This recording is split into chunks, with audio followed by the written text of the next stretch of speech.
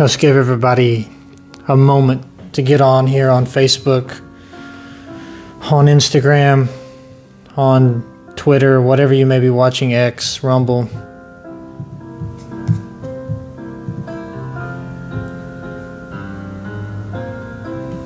What a day. What an absolute day. I am horrified by what I've seen.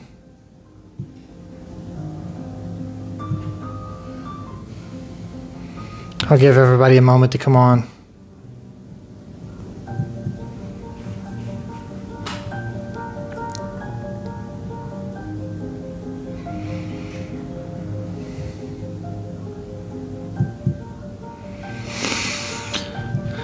Do you believe me now when I tell you that you are at war? Do you believe me now that it's not hyperbole? That you and I and people like us are at war? And when someone tells you, I'm going to kill you, when someone marches in all black like Antifa does and says we're going to wipe you out, don't you think you should believe them?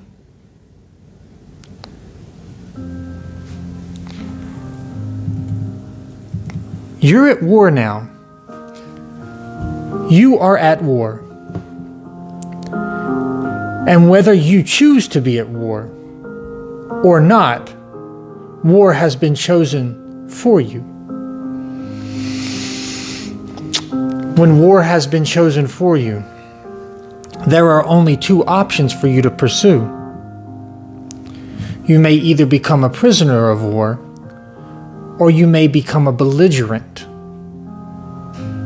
Many of our leaders are coming out right now and they're saying, violence is never the answer. Political violence is never the means to an end. There's no justification for political violence. That's true. But violence has been chosen for you. Violence has been chosen on that night train in North Carolina. Violence has been chosen for you, Charlie Kirk, by these people. We have reports coming in right now that the man they arrested, the older man, the elderly gentleman there at the shooting scene, he was not, in fact, the shooter. And we're seeing videos coming in live off of the X feeds that there was a shooter on top of a building about 200 yards away, about 200 and 250 yards away, with a scoped rifle on top of a building. There's a lot. Please, if you don't have X, Twitter, please download it. You'll see that there's a lot more truth there. There's a lot more transparency in media. And I'm keeping you updated as we go along here today. I've been very sick today. I didn't even want to come on and do a show. I did not want to come on and do the show. But I had to. I had to because obviously I've had conflicting discourse with Charlie Kirk before, and I didn't see eye to eye with everything that he said, specifically with his ties to Israel. I don't see eye to eye with everything that Turning Point USA puts out. But Charlie was one of us. I would rather spend my weekends hanging out with Charlie, shooting shotguns, shooting clay, fishing, letting the kids have a play date, that I would ever want to spend even a second around some blue-haired, purple-haired, academic, transgender faggot. Charlie was one of us, and he was consumed by the early stages of this revolution that will become war. If you study the Soviet history, if you look at the way the Bolshoi, the Bolshevichka, what's the word Bolshoi mean in Russian? It means big. So if they say they're going to the Teatr Bolshoi, that means they're going to the big show, the big theater. And the liberal Jews, the communist Jews that owned the media publications in Russia and the Russian Federation at that time, they coined that phrase Bolshevik to say, we are the majority. We hold the power, when actually, in all actuality, as they first started out, they were just a small group of radicals, a small group of leftists. But they were backed by media, and they were backed by violence. And when you grow up where I grew up, when you grow up in the hood, when you grow up in violence, when you grow up in gangsterism, you know that there's one rule that trumps all rules. If you are willing to do what the other guy isn't, then you will win. Antifa, the left, these goon squads, the black thugs on the subways, the liberal Jews who control our media, they are willing to do what you are not. That's the ultimate paradigm of gangsterism. Always be willing to do what the other guy is not willing to do, and they are willing to do what you are not. War has been waged on you. If you are a white, right-wing Republican, war has been waged on you this month. And doesn't it always seem that the most vile atrocities, the most sacrificial atrocities always occur right before Rosh Hashanah in September? I don't want to start going into the conspiracy theories so soon. I want to let Charlie get cold before I do that. But it is imperative that you question everything over these next couple of weeks surrounding this day. Why did this happen? Who was actually behind it? Which, by the way, the FBI still hasn't caught the man on the roof. I was telling people on my Rumble channel 2 hours ago that the old man you're seeing arrested is not the shooter. He's not the shooter. People at the event who were what we call American Centurions and part of the Groyper family that I belong to, the America First Groyper family, they're sending me chats. They're sending me live videos. I'm seeing it. There's a man on the roof. There's a man on the roof with a gun 250 yards away.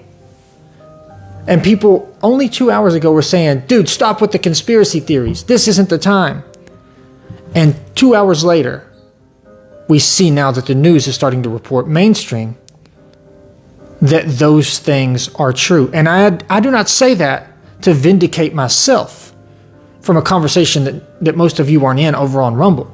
I say that to say, for your own self, and for your own intellectual integrity, question everything you hear over the next couple of weeks and only have questions. Don't take my word for it. Don't take their word for it. Don't take anybody's word for it. And let me tell you something. Let me break this to you down right now. If you have X, go on X and look for a man named Harrison Smith. Some of you know him because you watch InfoWars. You know who Alex Jones is. You know who Owen Schroyer is. But some of you don't know who that is.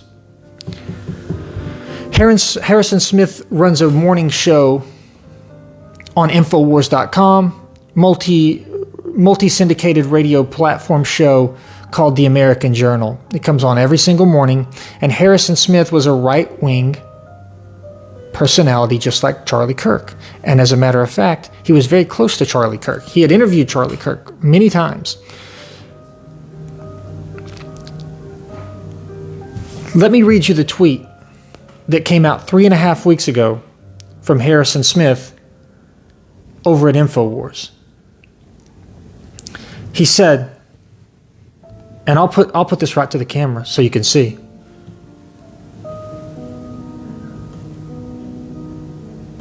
He said, Fractured Light said Harrison Smith tweeted this about Charlie Kirk less than a month ago. Harrison Smith said, "I'm not going to name names, but I was told by someone very close to Charlie Kirk that Charlie thinks Israel is going to kill him if he turns against Israel."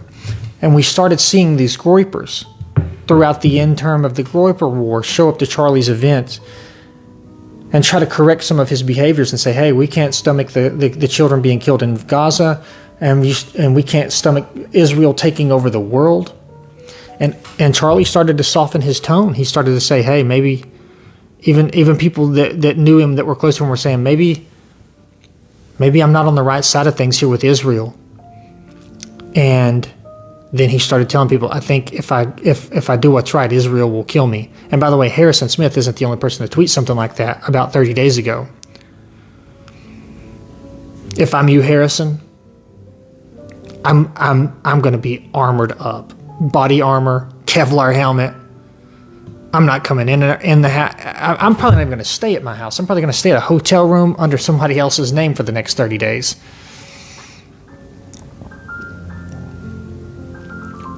When people ask you what radicalized you,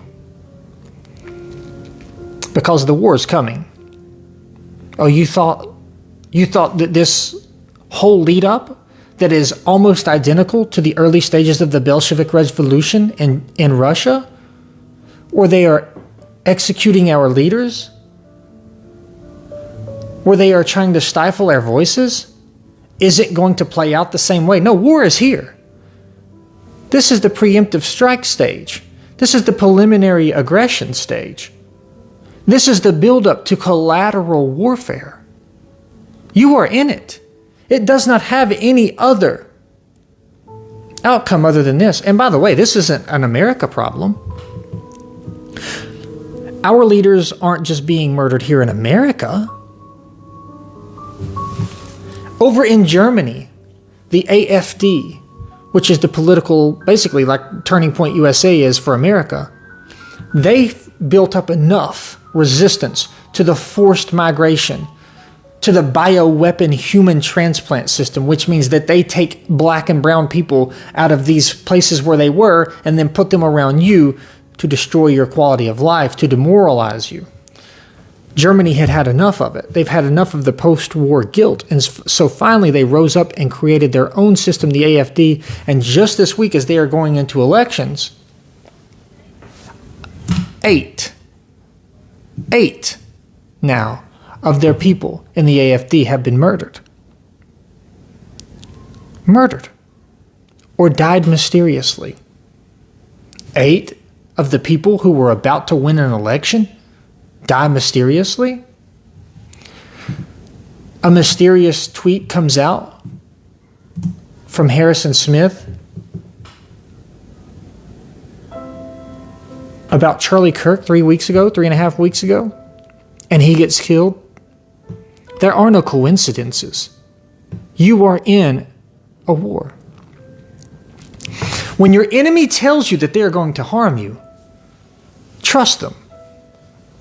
Behind all the rhetoric, behind all the conversation, and why can't we just have a conversation? Why can't we just talk? Behind all of that, there's only one driving force, and it is the same driving force from the Bolshevik Revolution, from the Maccabee Revolution, from every single revolution ever. That is bloodlust for your enemy. There is bloodlust for us. The left wants us to bleed. By the way, if you live in Tennessee, both at the University of Vanderbilt and at the University of Tennessee, they're having Charlie Kirk death parties tonight at Democratic Socialist clubs, at Democratic sororities and fraternities, at communist clubs, at socialist clubs. They're celebrating. Oh, you don't believe me? You think I'm giving you hyperbole? They are celebrating the death of one of our own.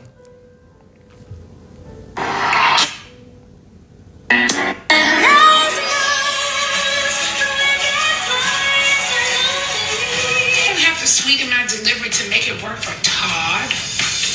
I mean, who is Todd?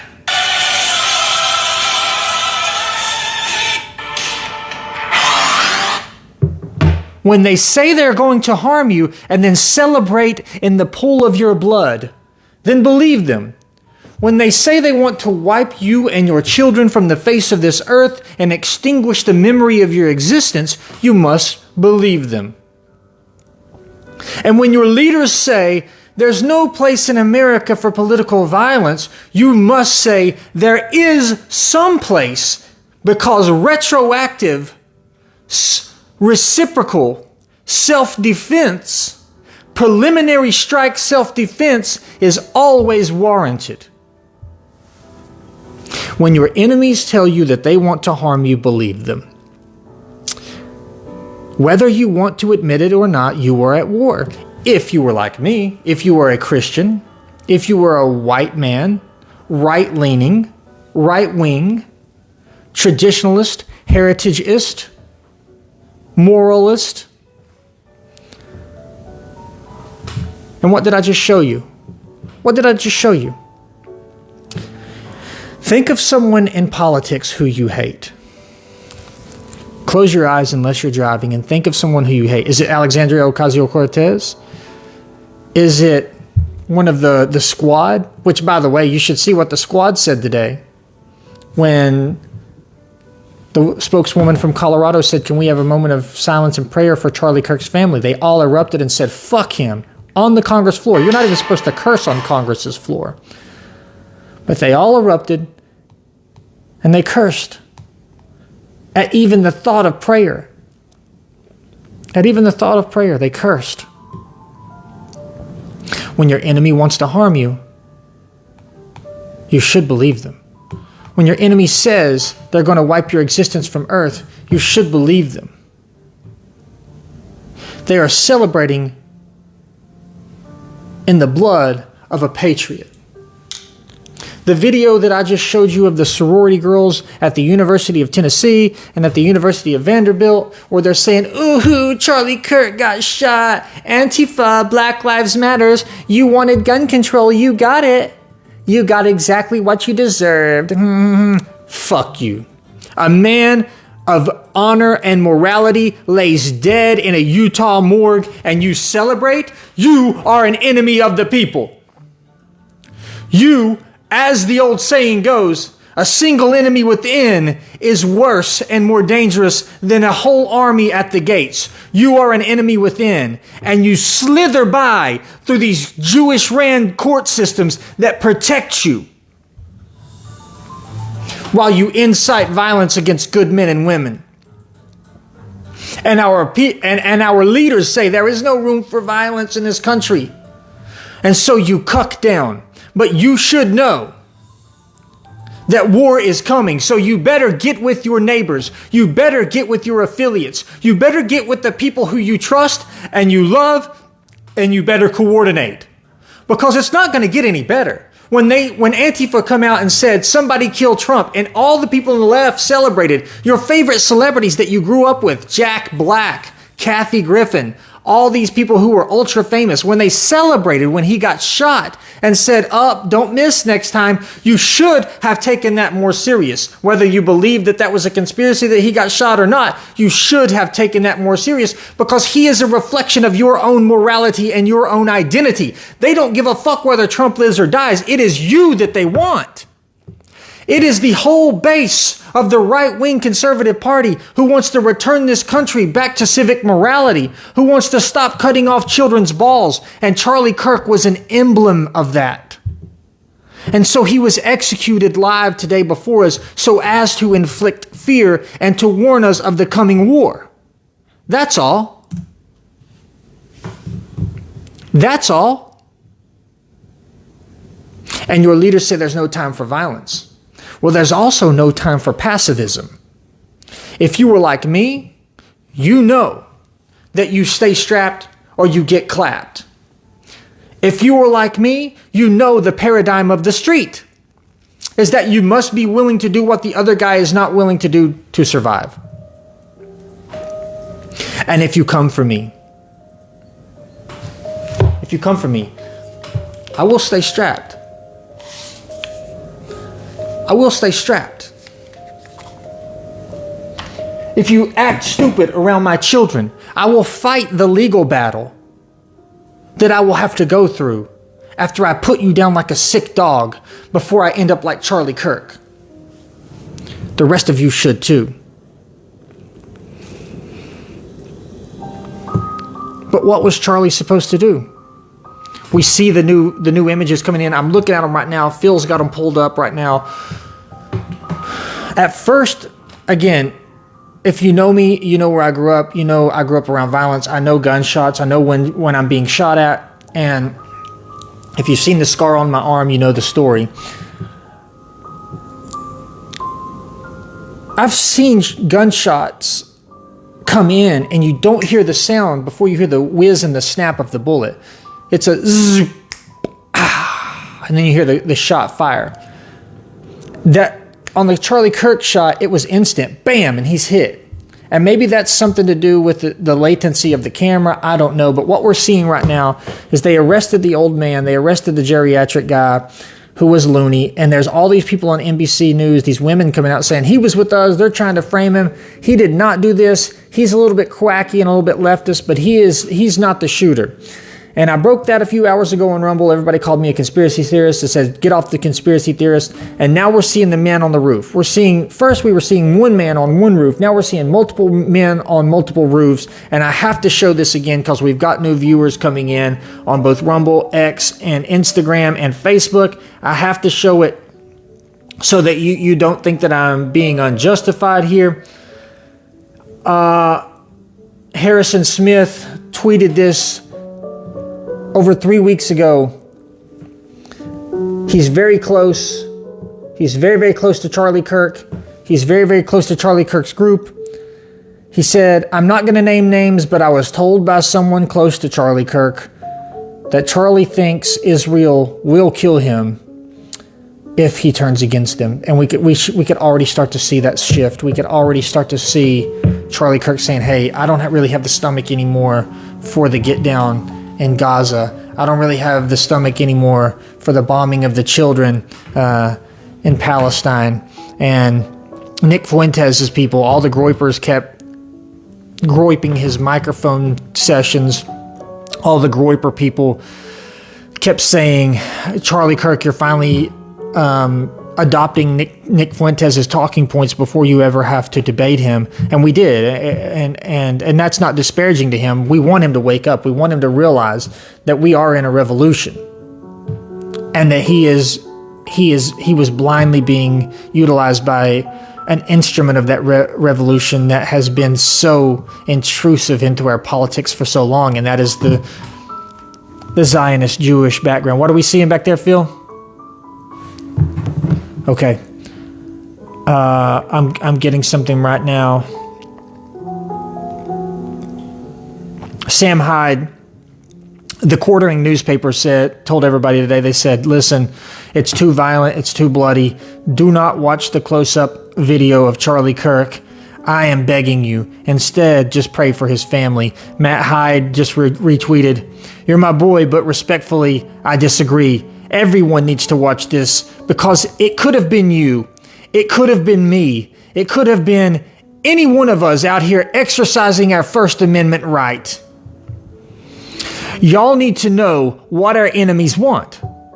They want this for all of us. They want our children growing up with dead fathers and raped mothers. All the snark and all the word games and all the moral posturing and linguistic faggotry. This is what lies behind it. Bloodlust. When Antifa marches in the streets, and by the way, you almost feel sorry for these Antifa people because they're just so fucking low IQ, gullible, and stupid. And so many of them are just useful, idiot white people. You know? You think, man, if I didn't have a strong background growing up, that could have been me. I could have been subverted by some Marxist leftist professor. So we have to have some sort of compassion for these people. But know that when the war comes, when things kick off, we will leave these people dead in the fucking street looking like a can of busted tomato sauce. And let me say that more clear so that maybe people don't misinterpret my words, okay? Let me be very clear with this, because I get a lot of kickback from Antifa, right? Let me be very clear. Right? This is for you, Antifa. This is for you. We understand that you are fucking stupid, low IQ individuals who are going to college, most of you, for stuff like underwater basket weaving and women's theory and all this bullshit. And that you celebrate when good men are murdered. We don't celebrate when you are murdered. We are Christians. We are of the Christ kin and folk. We are of the New Jerusalem. So we pray for you. We show compassion for you where we can. But the choice between you and us, or you and our loved ones, you and our children, ain't no fucking choice at all. So let me be unambiguously crystal clear when I say that when this new revolution kicks off, and I believe it has already kicked off, I believe that we are already at war. Antifa, each and every one of you who does not lay down the fucking ski mask, who does not stop the LARPing, we will leave you in our wake, and there will be a wake of you who are laid dead in the fucking street looking like busted cans of tomato sauce, unrecognizable by your family. And that is the God's honest truth. There are two paradigms in history, and there are still people alive who are old enough to have seen it. The paradigm of what happened in Germany from 1920 to 1940, and the paradigm of the Soviet Union from what happened in 1895 to 1938-ish.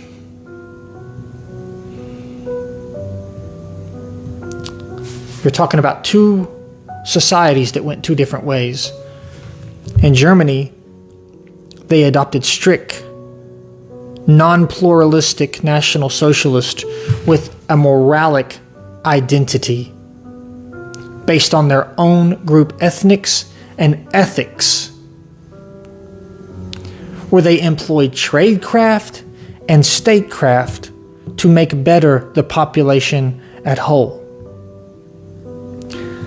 They employed, and let me say this again, in which they employed statecraft and tradecraft to enrich the lives of the population at whole. And if you ask, or if you read any of the interviews, or look at any of the interviews on Netflix or on YouTube or whatever, for the people who grew up in Nazi Germany, they say it was the best place on earth. And then you have the diametric opposite of that. You have the diametric opposite of what happened in National Socialism in Russia, where in just 1 year, something called the Holodomor started to happen, where the owners and the executors, the executive branch of the Communist Party in the new Soviet Socialist Republic, which was the USSR, which we just know as the Soviet Union, started starving people to death. Starving people to death so that people were eating their neighbor. Look it up, Holodomor. And the Holodomor, they killed so many more people than the so-called Holocaust. And when socialism took over, when the Reds, who were that date and time's version of Antifa, took over through that Bolshevik Revolution, people were in food lines instantaneously. People were starving instantaneously. Because what you have in the contrast of these two civilities is you have a civilization that is concentrated for the betterment of the good of everyone at large, versus a civilization that wants to make everyone equal so that I feel good. Karl Marx was a fucking loser and a faggot Jew. His father was actually quite successful. His father was an industrialist who owned paper factories, pencil factories, mechanized industry. And by the way, Karl Marx didn't invent the notion of the Communist Manifesto. His rabbi did. And his rabbi wrote a lot of this stuff out for him, and then he sort of put it into his own words and then made it what it is. But when Karl Marx instituted, when Karl Marx published the Communist Manifesto, he said in his interviews that he had one idea, which was to make everybody equally. No religion is better than any other religion because there is no religion. No state or station or status is better than any other state or station or status. No ethnicity is better than any other ethnicity. We are all the same. And that way, for the first time in European history, the Jew, who was down here at that time, could be equal with the Gentile. And what all that really meant is even though I'm a stranger in their country and I adhere to a certain set of beliefs that are alien to most people, I want to be equal with you. But the Jew never wants to be equal, especially the liberal communist Jew. He wants to infiltrate, subvert, take over, and then drive in the direction that he sees fit for your population, even though he is not one of you. For those of you just now tuning in, it is a sad day. It is a very, very sad day indeed. It's a sad month, and when you look back at the history of this revolution, when you look back on the history of happenstance, and people start to see a change in you, people start to see a shift in you, and they say, dude, what happened to you? And your faggot, liberal, cucked college nephews who brought a black boyfriend home and like, Jamarcus is cool. He doesn't even deal drugs anymore, Mom. Yeah, he asked me to get abortion once. So what? When those people come back to you, telling you how you should believe, and then asking you, what radicalized you? Who radicalized you? Who radicalized you? You can point to this date and time and you can say, September 2025 radicalized me. We see a college professor get murdered by a crazy black man who should have been in jail. We see a little girl, tiny little girl, you survived the second most dangerous place on planet Earth at the moment. The first most dangerous place on Earth, of course, is Gaza. But the second most dangerous place on Earth at the moment is Ukraine. She survived the shelling. She survived the bombardment. She survived all the horrors of war.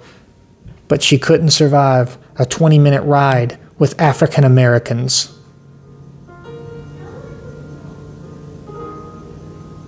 She couldn't survive a 20-minute ride with African Americans.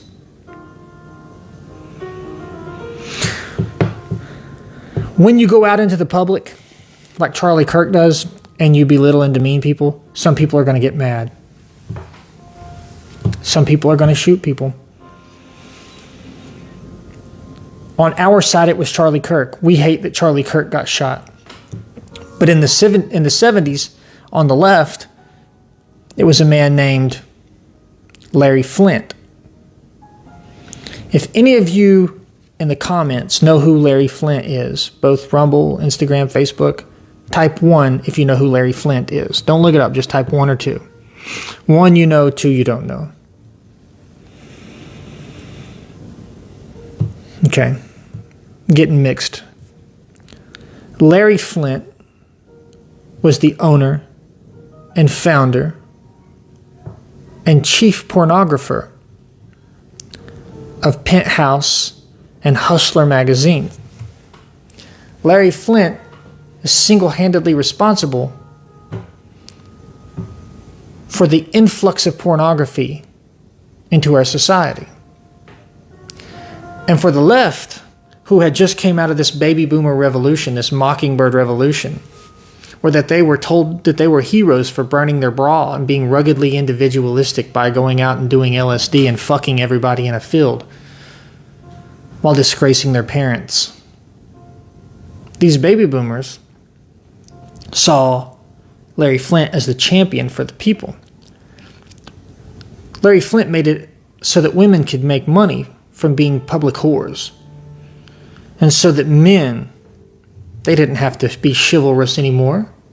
They didn't have to act courteous or manly or exhibit certain male characteristics, because the reason to do that sometimes is to be a good man, but sometimes is so that you can enter the gene pool by finding a woman who will permit you to mate with her. That's called courting. That's called dating. If I want a woman to allow me to enter into matrimonial intercourse with her, then I at least have to present some sort of respectability and chivalry and courtesy.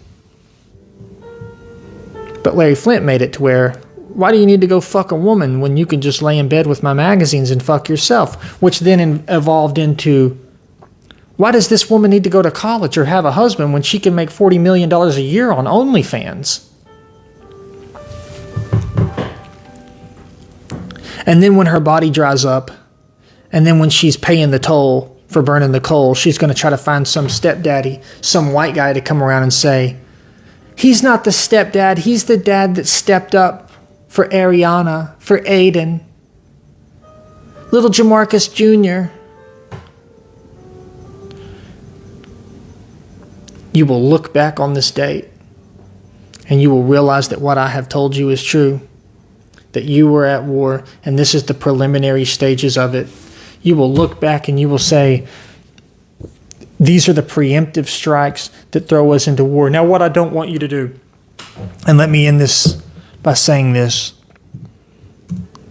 don't go out, do not go out and engage in retaliatory violence.